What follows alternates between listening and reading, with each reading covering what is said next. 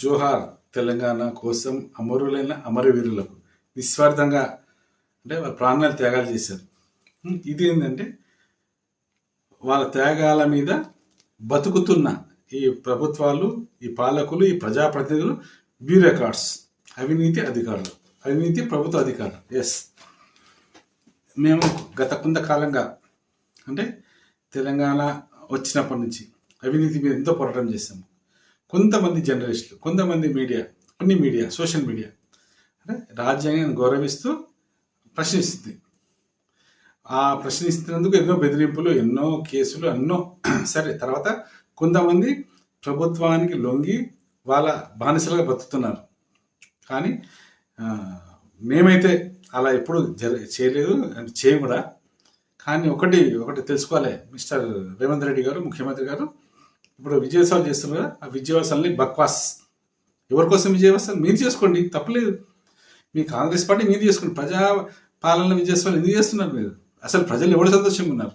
అంత అవినీతి, ఎన్నో విషయాలు మీకు అవినీతి జరుగుతుందని ప్రభుత్వ అధికారిక అంతా మీకు తెలియజేసినా మీరు ఎందుకు పట్టించుకోవట్లేదు? అంటే అందులో మీకు భాగస్వామ్యం ఉంది అని మేము అనుకుంటున్నాం కదా. అనుకుంటున్నామే. ఎస్, వాళ్ళ అవినీతి అధికారుల మీద చర్యలు లేవు. మీరు చర్యలు తీసుకున్న రోజే అప్పుడు విజయోత్సవాలని మేము అంటాం. ప్రతి ఒక్క ప్రభుత్వానికి అంటే అమ్ముడు పోతున్న మీడియా, అమ్ముడు పోతున్న జర్నలిస్టులు, అమ్ముడు పోతున్న అంటే print and electronic media, yes, వారి మూలంగానే ఇవి సమాజానికి నష్టం జరుగుతుంది. మేము ఛాలెంజ్ చేస్తున్నాము. ఎస్, కాదని కూడా అంటే నా మీద కేసు పెట్టండి, మేము అన్ని ఆధారాలు చూపిస్తాం. ఎంత అవినీతి జరుగుతుంది, అసలు ఎంత ఈ ప్రభుత్వాలు పట్టించుకుంటున్నాయి. గతం పట్టించుకో, ఇప్పుడు పట్టించుకోవాలి. ఇప్పుడేమో విజయోత్సవాలు, ఇవన్నీ బక్వాస్. కొన్ని మీడియాలు, కొంతమంది జర్నలిస్టులు, సమాజం కోసం అంటే రాజ్యాంగాన్ని గౌరవించి సమాజం కోసం పనిచేస్తున్న జర్నలిస్టులు, మీడియా, వాళ్ళనైతే కూడా పట్టించుకోడు. ఒకటి ముఖ్యమంత్రి గారు ఈరోజు చెప్తున్నాం మేము మీకు, విజయోత్సవాలు అది కాంగ్రెస్ పార్టీ మీరు వ్యక్తిగతంగా చేసుకుని తప్పులేదు.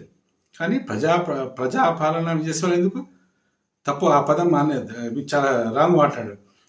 మేము ఇచ్చిన ఫిర్యాదులకు మీరు రిప్లై ఇవ్వండి, అప్పుడు మేము ఒప్పుకుంటాం. లేదా మన మీద కేసు పెట్టండి. బక్వాస్, మొత్తం బక్వాస్.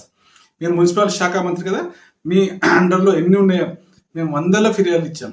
మొత్తం జిహెచ్ఎంసీ, హెచ్ఎండిఏ, రేరా, మొత్తం ప్రతి జిల్లాలో, కార్పొరేషన్, మున్సిపాలిటీలో ఏ ఒకదాని కూడా అధికారులు చల్లడం లేదు. అంటే ఇది అవినీతికి ప్రోత్సహిస్తున్నారు. మీరు గతంలో చెప్పారు, మీరు కొత్త విషయం, రేవంత్ పంతం అవినీతి అంతమని.